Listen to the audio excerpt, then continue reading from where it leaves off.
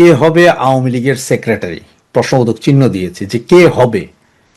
আমি কি জানি কে হবে, বা আপনারা কি কেউ আন্দাজ করতে পারছেন কে হবে?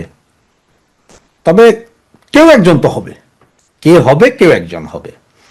তা আমার কাছে যে ইনফরমেশন গুলো আছে সেগুলোই জাস্ট আপনাদের সাথে শেয়ার করছি। আমি ইনফরমেশনগুলো, এটা আপনারা বলতে পারেন যে 99% কারেক্ট কিছু ইনফরমেশন আছে, এবং সেগুলোই আপনারা শুনতে পারেন, চিন্তা করতে পারেন, নিজেদের ডটগুলো মিলাতে পারেন। আবার গ্যারান্টি দিয়ে বলতে পারি যে এই ভিডিওটা আপনারা সেভ করে রাখতে পারেন, যাতে পরবর্তী যখন সেক্রেটারি নির্বাচিত হয়ে যাবে তখন যাতে আপনারা বুঝতে পারেন যে কথাগুলো ঠিক ছিল। আমি সৈয়দ আশরাফ ভাইয়ের কথা, যেমন উনি এক সময় 111-এর সময় উনি ভারপ্রাপ্ত সভাপতি সেক্রেটারি ছিলেন, ভারপ্রাপ্ত। এছাড়াও আরো অনেকেই ছিলেন। তো এখনো যে পরিস্থিতি তাতে হয়তো ভারপ্রাপ্ত সেক্রেটারি একজন আসতে যাচ্ছে, এবং সেটা হয়তো খুব সহসা। তবে হ্যাঁ, আপনাদের গ্যারেন্টি দিয়ে কিছু কিছু কথা বলতে পারি।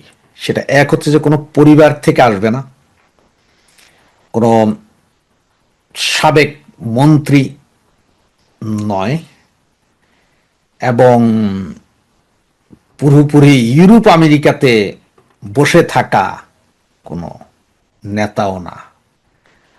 এরপরও তো কেউ না কেউ। তবে এটা বলা হচ্ছে যে এটা চমক, 8জন একটা লিস্ট আছে। তো সেটা লিস্টটা এইভাবে করেছে যাদের বয়স 55-র উপরে, কিন্তু 70-এর উপরে নয়, মানে 55 বছরের নিচে নয়, 70-এর উপরে নয়। যেমন ধরেন আমি বলি যে আমি, আমার নাম আছে কিন্তু আমি 55 বছর বয়স হয় না, আমার বয়স হয়েছে ধরেন আপনার এই 54 বছর 11 মাস, আমি ক্যান্সেল। আবার ধরেন আপনার নাম আছে, আপনার বয়স হচ্ছে যে 70 বছর 6 দিন, আপনার নাই। তার মানে 70 বছরের ভেতরে, ঠিক 55 বছরের উপরে, মানে 55 বছর থেকে একদিন উপরে হইলে হইতে হবে, আবার 70 বছরের নিচে হইতে হবে। এই ধরনের নাকি 6-7টা নাম সাজেশনে আছে। দেখা হচ্ছে তাদের অতীত এবং বর্তমান অবস্থান, এইটা যাচাই বাছাই হচ্ছে। আর এই যাচাই বাছাইটা করছে অবশ্যই দলের সুচিন্তক যারা বা দল সম্বন্ধে যারা, তাদের অতীত কর্মকাণ্ড এই জন্যই যাচাই করছে অতীতে তারা আসলে কে কি করেছে বা কার কি অবস্থা। তবে হ্যাঁ, এমন একজনকে নির্ধারণ করার কথা নাকি বলা হচ্ছে যিনি বা যার কোনো গ্রুপিং নাই, মানে ওনার পক্ষে যে গ্রুপ আছে, ওনার পক্ষে যে একটা প্রপাগান্ডা চালাবে, এরকম কিছু নাই। আবার অনেকে হয়তো চিন্তা করতে তার মানে কি কোনো সাবেক ছাত্র নেতা আসবেন কিনা। হ্যাঁ, একটা জিনিস ঠিক যে সাবেক ছাত্র নেতা আসতে পারেন, তবে এই জায়গাতেও আপনাদের ক্লিয়ার করে দিই, সাবেক ছাত্র নেতা তার মানে হচ্ছে যে যে সমস্ত ছাত্র নেতা ছাত্রলীগ করেছে এক সময়, ছাত্রলীগ থেকে যুবলীগে গিয়েছে, যুবলীগ থেকে পরবর্তীতে আওয়ামী লীগে গিয়েছে, মানে মুরব্বী সংগঠনে গিয়েছে, তাদের মধ্য থেকে কেউ হইতে পারে, হইতে পারে, গ্যারান্টি দিচ্ছি না। তবে যাদের ছাত্র নেতা ছিলেন কিন্তু গত 10-15 বছরও তারা ওই ছাত্র নেতা, যেমন ছাত্রলীগ করছেন, ছাত্রলীগ করার পরে আপনি ছাত্রলীগ থেকে আপনি গেলেন গা, আপনি যুবলীগ, মহিলা লীগ, অমুক লীগ, কোথাও আর আপনার জায়গা হইল না, আপনারা বাদ। আপনার লিস্টের নাই তো নাই, আপনারা বাদ। ঠিক তেমনি যুবলীগের, যেমন যুবলীগ করেছেন পরে আপনার আওয়ামী লীগে জায়গা পান নাই, কোনো কিছু হয় নাই, আপনিও বাদ। আমি বুঝাইতে পারছি।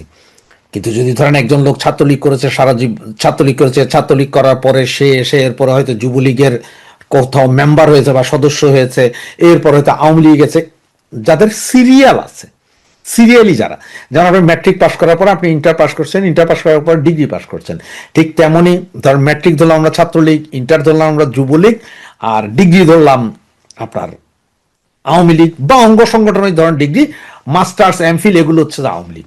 ওই ধরনের যারা বাই সিরিয়াল আছেন তারা আছেন, তাদের মধ্যে থাকতে পারে। কিন্তু যারা যে ম্যাট্রিকের পরে আর পড়েনি নেই, মানে আপনাদের পড়তে দেওয়াই হয়নি, আপনাদের আগেই সাইট করে দিয়েছে, বহিষ্কার করে নেই, কিছু করে নেই, আপনাদেরকে সাইট করে দেওয়া হয়েছে বিভিন্ন দুর্নীতি বা ইয়ের কারণে, তারা বাদ। আবার এর ভিতরে দেখা হচ্ছে যারা এই যে গত 15 বছরে কে কিভাবে মালটুস কামিয়েছেন সেটাও দেখা হচ্ছে। নেতা খোঁজা হচ্ছে কর্মী বান্ধব হইতে হবে। অনেকে বলছেন যে ভাই কর্মী বান্ধব নেতা হইতে হবে, ভাই কর্মী বান্ধব নেতা হইতে হবে না। আপনারা আমারে 10 জন নেতার নাম বলেন প্রচন্ড কর্মী বান্ধব, তাদেরকে যদি কালকে যদি আওয়ামী লীগ যদি সাইড লাইনে বসায় দেয়, তাদের একজন কর্মী থাকবে? থাকবে না। কারণ আওয়ামী লীগ যেমন নেতা বানায়, আওয়ামী লীগের আছে অগণিত কর্মী। নেত্রী যার নাম ঘোষণা দিবেন তার পেছনে বাংলাদেশের তৃণমূল গিয়ে এক হয়ে যাবে। যার নামই ঘোষণা দিবেন নেত্রী, তার পেছনেই এক হয়ে যাবে। কারো পছন্দ হোক কারো পছন্দ না হোক, গাইল দিবে ওই দিবে, কিন্তু এক হয়ে যাবে, ওনার কথা তখন ফুল, কারণ নেত্রীর সিদ্ধান্তই চূড়ান্ত। সেই হিসাবে এমন নেতা খোঁজা হচ্ছে যাকে সারা বাংলাদেশের সমস্ত তৃণমূল চেনে না, যাদেরকে আপনার প্রতিদিন পেপার পত্রিকা বা তো আসে না, যাদের নাম হয়তো 10 জন লোকও চিন্তা করতে পারতেছেন না, কিন্তু সৎ যোগ্য এই দল টেনে তুলতে পারবে, তেমনই একজন নেতা খোঁজা হচ্ছে। এবং যে 7 থেকে 8 জনের নাম আছে তাদের মধ্যে থেকে যে কোনো একজন হবে। 7 জন বা 8 জন, এর মধ্যে আবার ক্যাটাগরিক্যালি ABCD করা হয়েছে, যে কি অবস্থা না অবস্থা, মানে কার কি, সেই হিসাবে আনা হবে। এবং ওই একজন না শুধু, এর পরে পাইপলাইনে রাখা হবে আরো 3 জনকে। তার মানে যাকে এখন বানানো হবে, যদি কোনো কারণে উনি ফেইলিওর করে, ওনাকে জেলে যেতে হয় বা ওনাকে কিছু করতে হয়, যাতে দেন দেয়ার সেকেন্ড জন এসে দল ধরে ফেলতে পারে, সেকেন্ড জনে কিছু হলে যাতে থার্ড জন এসে দল ধরতে পারে, এরকম আরো 3 জন, মানে প্রথম জনের পরে আরো 3 জন রাখা হবে, মোট 4 জন।